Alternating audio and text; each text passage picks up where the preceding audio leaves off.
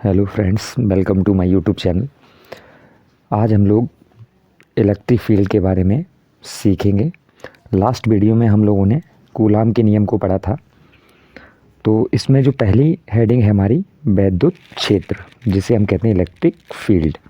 तो इसकी परिभाषा क्या है? प्रत्येक वैद्युत आवेश के चारों ओर का वह क्षेत्र जिसमें कोई दूसरा आवेश आकर्षण या प्रतिकर्षण बल, जिसे हम स्थिर वैद्युत बल के नाम से जानते हैं, का अनुभव करे या करता है, वैद्युत क्षेत्र कहलाता है। वैद्युत क्षेत्र की तीव्रता। वैद्युत क्षेत्र में किसी बिंदु पर रखे परीक्षण आवेश पर लगने वाली वैद्युत बल तथा परीक्षण आवेश Q की निष्पत्ति को उस बिंदु पर वैद्युत क्षेत्र की तीव्रता कहते हैं। इसे E से प्रदर्शित करते हैं। यानी कि जो फार्मूला बनेगा हमारा वैद्युत क्षेत्र, वेक्टर E बराबर F/Q। इसी को हम Q0 भी लिखते हैं। परीक्षण आवेश को किसी बुक में F/Q0 के रूप में भी दर्शाया जाता है। तो जहाँ बल गया हमारा F, वैद्युत क्षेत्र की तीव्रता है E और आवेश क्या है Q0, जिसे हम परीक्षण आवेश कहते हैं। नेक्स्ट चलते हैं अगले टॉपिक पर। क्या प्रश्न हमारा बनता है यहाँ से कि इसकी दिशा बतानी है और इसका मात्रक और राशि कैसी है। तो अगला प्रश्न आता है कि वैद्युत क्षेत्र कैसी राशि है। तो वैद्युत क्षेत्र की तीव्रता जो है वो एक सदिश राशि है, यानी कि ये कैसी है? वेक्टर क्वांटिटी है। इसीलिए ई का रूप पर हम क्या लगाते हैं? वेक्टर का साइन लगा देते हैं, जिसकी दिशा हमेशा धन परीक्षण आवेश पर लगने वाले वैद्युत बल की दिशा में होती है। इसका मात्रक न्यूटन प्रति कूलाम अथवा वोल्ट प्रति मीटर होता है। यानी इसके दो वोल्ट प्रति मीटर बनता है, यानी न्यूटन प्रति कूलाम अथवा वोल्ट प्रति मीटर, दो मात्रक हमारे इसके होते हैं। तो नेक्स्ट चलते हैं, इस पे कुछ क्वेश्चन है। पहला प्रश्न दिया गया है, विद्युत क्षेत्र की परिभाषा क्या है?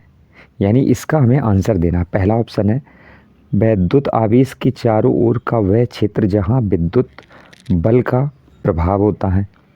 विद्युत आवेश के चारों ओर का वह क्षेत्र जहां चुंबकीय बल का प्रभाव होता है। तो चुंबक के बारे में तो होता ही नहीं, तो आंसर गलत हुआ। विद्युत आवेश के चारों ओर का वह क्षेत्र जहां गुरुत्वाकर्षण बल होता है, ये भी हमारा नहीं हुआ। विद्युत आवेश के चारों ओर का वह क्षेत्र जहां कोई बल नहीं होता। बल तो लगता ही है, क्योंकि फार्मूला ही हमारा क्या है? E बराबर F/Q0 है। तो यानी कि राइट आंसर कौन सा हो जाएगा? Option number A. तो इसका आंसर क्या कहलाएगा? ऑप्शन नंबर ए कहलाएगा। नेक्स्ट चलते हैं अगले प्रश्न पर। नेक्स्ट प्रश्न हमारा दिया गया है, विद्युत क्षेत्र की इकाई को ही हम क्या कहते हैं? यूनिट कहते हैं। यानी कि शॉर्ट में कहा जाए, इसका मात्रक आपको बताना है। यानी कि वैद्युत क्षेत्र का मात्रक क्या होता है? तो ई का फार्मूला क्या था? F/Q0। एफ का मात्रक क्या होता है? न्यूटन। और क्यू का क्या होता है? कूलाम। तो ऐसा कोई विकल्प है? पहला ही ऑप्शन है न्यूटन प्रति कूलाम। तो इसका राइट ऑप्शन कौन सा हो जाएगा? ऑप्शन नंबर ए हो जाएगा। नेक्स्ट प्रश्न है हमारा, विद्युत आवेश की दिशा कैसी होती है? तो जो इलेक्ट्रिक फील्ड ई है उसकी दिशा कैसी होती है?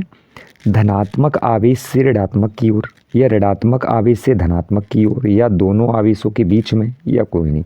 तो इसकी दिशा हमेशा कैसी होती है? पॉजिटिव से निगेटिव की ओर। यानी कि जो वैद्युत क्षेत्र की दिशा है, ये आगे नेक्स्ट टॉपिक में हम लोग पढ़ेंगे। वैद्युत बल रेखाएं, तो इनकी दिशा कैसी होती है? Positive to negative. नेक्स्ट प्रश्न है अगला हमारा प्रश्न, विद्युत क्षेत्र की तीव्रता क्या होती है? यानी विद्युत क्षेत्र की तीव्रता क्या है?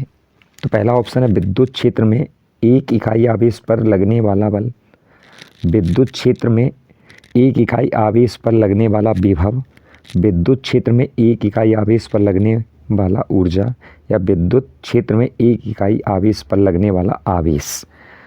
तो ई का फार्मूला था F/Q0। यानी कि वैद्युत क्षेत्र में एक इकाई आवेश पर लगने वाला बल। तो इसका राइट ऑप्शन कौन सा हो जाएगा? ऑप्शन नंबर ए कहलाएगा हमारा, यानी वैद्युत क्षेत्र में एक इकाई आवेश पर लगने वाला बल। नेक्स्ट प्रश्न है हमारा, विद्युत क्षेत्र की तीव्रता का सूत्र, यानी ई बराबर क्या होता है? एफ बटे क्यू। ऑप्शन नंबर ए हमारा राइट आंसर हो जाएगा। Thanks for watching this video. अगर वीडियो आपको इन्फॉर्मेटिव लगी हो तो अपने एक दोस्त को शेयर करें जिससे उसे भी इस वीडियो का बेनिफिट मिल सके। Thanks for watching this video.